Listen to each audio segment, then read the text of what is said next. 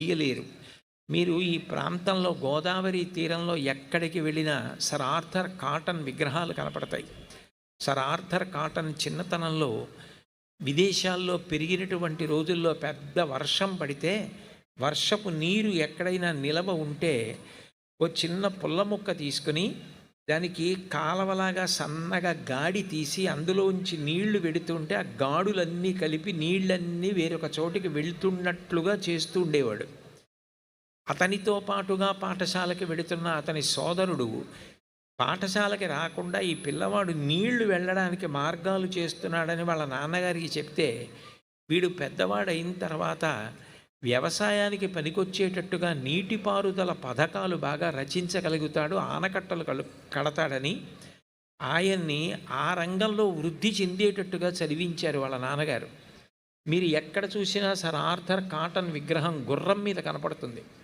ఆయన గోదావరి తీరంలో కొన్ని వందల కిలోమీటర్ల గుర్రం మీద ప్రయాణం చేసి ఎక్కడ ఆనకట్ట కడితే కొన్ని లక్షల ఎకరాలు సాగుతాయి, ఆకలి మరణములు లేకుండా ఉంటాయి అన్నది పరిశీలన చేశాడు. మీరు చరిత్ర పరిశీలన చేస్తే సర్ ఆర్థర్ కాటన్ ధవళేశ్వరం దగ్గర ఆనకట్ట కట్టకముందు గ్రాండ్ ట్రంక్ రోడ్ అని హౌరా నుంచి మెద్రాసు వైపుకు వెళ్ళేటటువంటి రోడ్డు పక్కన పీనుగులు కుప్పల కింద పడి ఉండేవిట. కుప్పల కింద పడి అందులోంచి దుర్వాసన వస్తుండేదిట.